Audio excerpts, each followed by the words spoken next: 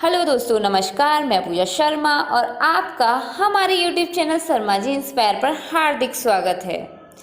जैसा कि आप सभी को याद होगा ही, जो हमारा last session introduction of NCERT था, उसमें हमने डिस्कस किया था कि हम आगे आने वाले सेशंस में एनसीईआरटीज़ का सारांश पढ़ेंगे। तो अब उसी एनसीईआरटी के सारांश को हम आपके इस सेशन में लेकर आए हैं। तो आपको थोड़ी बहुत बेचैनी तो हुई होगी कि पता नहीं कौन सा एनसीईआरटी का सारांश स्टार्ट होने वाला है। तो उस बेचैनी को दूर करते हुए अब हम आपको बता देना चाहते हैं कि हम शुरू करने वाले हैं इतिहास। इतिहास मीन्स हिस्ट्री, जिसे इंग्लिश में हिस्ट्री कहा जाता है, HISTORY।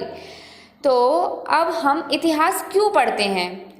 इतिहास, जैसे कि हमने लास्ट सेशन में भी बोला था कि जब भी हम कुछ भी करते हैं लाइफ में, ये तो खैर हम यहाँ पर पढ़ाई की बातें कर रहे हैं, लाइफ में अगर हम कुछ नई चीज़ें अपनी लाइफ में भी ऐड ऑन करते हैं तो हमें ये पता होना चाहिए कि हम क्यों कर रहे हैं। आपको वाई का आंसर ज़रूर होना चाहिए। अगर आपने कोई भी काम करने के लिए अपना कदम आगे बढ़ाया है और आपका वाई बहुत तगड़ा है कि मैंने अच्छा इस चीज़ को पढ़ना शुरू किया, तो किस कारण से किया।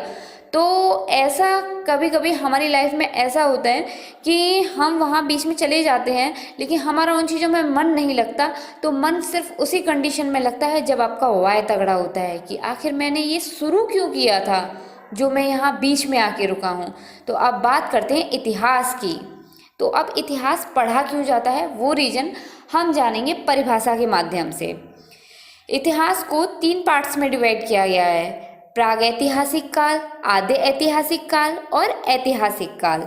जो हमारा प्रागैतिहासिक काल है, इसको 3 पार्ट्स में डिवाइड किया गया है: पुरापाषाण काल, मध्यपाषाण काल और नवपाषाण काल। पुरापाषाण काल अज्ञात काल से 9000 ईसा पूर्व तक। अज्ञात काल यहाँ पर इसलिए बोला गया है कि इसके काल का हमें ज्ञान नहीं है कि ये कब से शुरू हुआ था। अब आता है मेन में मध्यपाषाण काल। मध्यपाषाण काल है हमारा 9000 ईसा पूर्व से 4000 ईसा पूर्व तक, और नवपाषाण काल है हमारा 4000 ईसा पूर्व से 2500 ईसा पूर्व तक।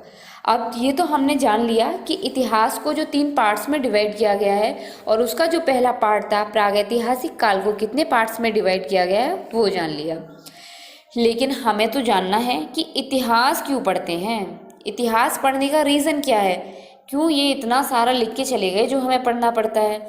पहले हम इम्पोर्टेंस तो जान लें कि हम इसको पढ़ने क्यों बैठे हैं। तो अब बात करते हैं हम इतिहास के बारे में।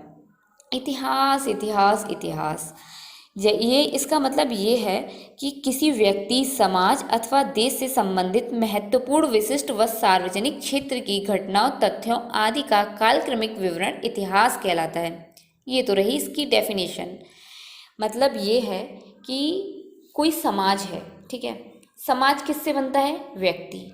व्यक्तियों से मिलकर क्या बना? समाज। समाज से मिलकर क्या बना? ग्राम। ग्राम से मिलकर क्या बना? देश। छोटे छोटे ग्राम मिले, शहर बने, शहरों के बाद जहाँ वो इकट्ठे हुए तो क्या हो गया हमारा? देश। अब हम एक सिंपल लैंग्वेज में हमने परिभाषा में बात कर ली कि व्यक्ति, समाज अथवा देश से संबंधित विशिष्ट सार्वजनिक क्षेत्र की घटनाएं, वो जितनी भी घटनाएं होती हैं उनका कालक्रमिक विवरण। कालक्रमिक विवरण के मतलब है कि काल के अनुसार जो विवरण है वही क्या कहलाता है? इतिहास। ओके। इतिहास किसी समाज की विशेष सामाजिक, सांस्कृतिक, राजनीतिक एवं आर्थिक स्थिति तथा इन स्थितियों में समय के साथ साथ होने वाले परिवर्तनों को भी प्रस्तुत करता है, ठीक है। इतिहास के साथ साथ में हम एक वर्ड और सुनते हैं, पुरातात्विक स्रोत। पुरातात्विक स्रोत क्या होता है? तो पुरातात्विक स्रोत से मतलब होता है कि किसी देश अथवा स्थान का इतिहास जानने के लिए उसके उचित विश्लेषण में पुरातात्विक साक्ष्यों व स्रोतों की महत्वपूर्ण भूमिका होती है। और पुरातात्विक साक्ष्यों के अंतर्गत क्या क्या होता है? अभिलेख होता है, सिक्के होते हैं, स्मारक होते हैं, भवन होता है, मूर्तियाँ, बर्तन आदि शामिल किए जाते हैं। अब ये तो हमने एक डेफिनेशन के तरीके से जान लिया, लेकिन इसे समझना बहुत ज़रूरी है। अगर मतलब ये है कि किसी देश अथवा स्थान का इतिहास जानने के लिए अब आपको कह दिया जाए कि इस देश का या इस स्थान का इतिहास क्या है, तो आप कैसे जानेंगे? आपको कुछ ना कुछ तो विश्लेषण करना पड़ेगा। और विश्लेषण कैसे किया जाता है? जब वहाँ की खुदाई की जाती है। खुदाई किसकी की जाती है?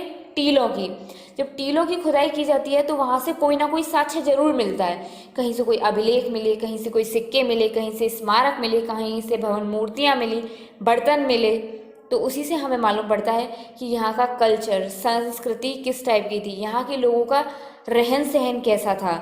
इन्हीं चीज़ों से हमें मालूम पड़ता है कि यहाँ पर कैसा रहन सहन था, किस टाइप के लोग रहते थे, क्या खाते थे, क्या पीते थे, कैसे रहते थे, किन बर्तनों में खाते थे, कैसे सिक्कों से वो आदान प्रदान करते थे, किस प्रकार के घरों में रहते थे। तो ये सब हमें कब मालूम पड़ा? जब हमने टीलों की खुदाई की। अब ये टीला क्या होता है? क्वेश्चंस में क्वेश्चंस निकलते हैं। जब आपने बोला कि पुरातात्विक स्रोत क्या होता है, उसका आंसर मिला, तो उससे क्वेश्चन उठा कि टीले क्या होते हैं। तो टीला क्या होता है? जो धरती से ऊपर उभरा हुआ भाग होता है उसे हम टीला कहते हैं। जैसे नीचे पुरानी वस्तुओं के जिसके अवशेष विद्यमान होते हैं। ये हमें कैसे मालूम, मतलब टीले बनते कैसे हैं?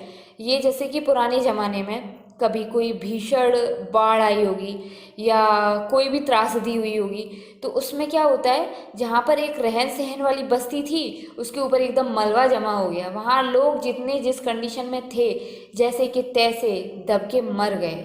और वहाँ की जो संस्कृति, जितना भी वहाँ का खान पान, रहन सहन, कपड़े और ये सारे के सारे उसमें दब गए। और जब बहुत सारे हज़ार साल बीत गए फिर लोग उसकी खुदाई करते हैं तो उसमें मालूम पड़ता है कि यहाँ के लोगों का रहन सहन कैसा था, क्या था, कैसे था। ये कई प्रकार के हो सकते हैं, जैसे एकल सांस्कृतिक, मुख्य सांस्कृतिक और बहुसांस्कृतिक। अगर हम परिभाषा के रूप में बात करें तो प्राचीन टीलों अथवा स्मारकों का उत्खनन कर वहाँ से प्राप्त वस्तुओं व कलाकृतियों के आधार पर क्रमिक ऐतिहासिक विश्लेषण करना पुरातत्व विज्ञान, आर्कियोलॉजी कहलाता है। अब तो आप समझ ही गए होंगे कि पुरातत्व विज्ञान या पुरातात्विक स्रोत क्या होते हैं। इन सिंपल लैंग्वेज अगर हम कहें तो जो पुराने सामान मिलते हैं और तो उनको पुरातात्विक स्रोत कहते हैं, और जिसके थ्रू मिलते हैं उसे पुरातत्व विज्ञान यानी कि आर्कियोलॉजी कहा जाता है।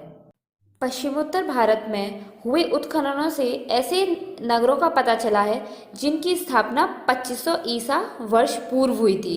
उत्खननों से हमें गंगा की घाटी में विकसित भौतिक संस्कृति के विषय में भी जानकारी मिली है।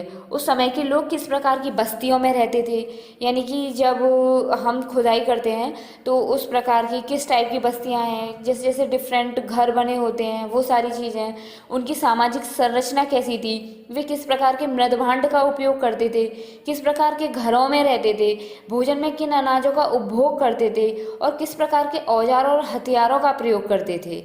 ये सारी चीज़ें हमें किससे मालूम पड़ी हैं? सारी पुरातत्व विज्ञान से। और ये सारी चीज़ें पढ़ते पढ़ते आपके मन में कुछ सवाल ऐसे भी उठते होंगे कि जैसे ये लोग पता नहीं कैसे दफनाते थे, मतलब मर जाने के बाद किस टाइप से दफनाते थे। और कुछ वर्ड्स ऐसे भी यूज हुए हैं जैसे महापाषाण, मेगालिथ, ये क्या होता है? तो दक्षिण भारत के कुछ लोग मृत व्यक्ति के शव के साथ औजार, हथियार, मिट्टी के बर्तन आदि वस्तुओं कब्र में दफनाते थे। ये हमें कैसे पता चला? जब हमने खुदाई की तो उसमें कंकाल के साथ में क्या है, कुछ औजार रखे मिले हैं, कुछ मिट्टी के बर्तन मिले हैं। तो हमें इन चीज़ों से ज्ञात हुआ कि लोग शव दफनाते थे और उसके साथ में औजार भी रखते थे, मिट्टी के बर्तन भी रखते थे, और इनके ऊपर एक घेरे में बड़े बड़े पत्थर खड़े कर दिए जाते थे। ऐसे स्मारकों को महापाषाण यानी कि मेगालिथ कहते थे। ठीक है। अच्छा, ये सारी चीज़ें सुनते सुनते आपके मन में एक क्वेश्चन भी आता होगा कि हम समय का निर्धारण कैसे कर देते हैं कि 9000 ईसा पूर्व था, ये 2500 ईसा पूर्व था। तो इसकी हमारी एक टेक्निक होती है, ठीक है, कि मतलब C14 में आई कमी को मापकर उसके समय का निर्धारण किया जाता है। यानी कि जो हमारा एक मेजरमेंट पॉइंट है वो C, इसके सुपरस्क्रिप्ट में 14, मतलब इससे हम मापकर बता सकते हैं कि ये चीज़ कितनी पुरानी है। ठीक है। और तो और एक कार्बन डेटिंग पद्धति होती है कार्बन डेटिंग एक ऐसी विधि है जिसके द्वारा यह पता लगाया जाता है कि कोई वस्तु किस काल से संबंधित है, रेडियो एक्टिव या कार्बन 14 या रेडियोधर्मी या रेडियो एक्टिव समस्थानिक आइसोटोप है। ये सभी सजीव वस्तुओं में विद्यमान होता है। रेडियो कार्बन डेटिंग विधि से पता चला है कि राजस्थान कश्मीर में कृषि का प्रचलन लगभग 7000 से 6000 ईसा पूर्व में भी था। पौधों के अवशेषों का परीक्षण कर विशेषतः परागणों के विश्लेषण द्वारा जलवायु और वनस्पति तक का इतिहास जाना गया है। पशुओं की हड्डियों का परीक्षण करके उनकी आयु की पहचान कर ली जाती है और उनके पालतू होने और अनेक प्रकार के कार्य में लाए जाने का भी पता लगाया जाता है। आज हमने अपने इस सेशन में पुरातात्विक स्रोत, इतिहास की परिभाषा, कार्बन डेटिंग पद्धति यानी कि जिससे समय तक का पता लगाया जाता है, यह जाना है। तो यह हमारा इतिहास का फर्स्ट सेशन था। दोस्तों, आप सभी को यह सेशन कैसा लगा हमें कमेंट करके ज़रूर बताएं और अपना फीडबैक दें और हमारे इस चैनल शर्मा जी इंस्पायर को लाइक एंड सब्सक्राइब करें ताकि हमारा मोटिवेशन बना रहे और हम डे बाय डे आपको न्यू वीडियो अपलोड करते रहें।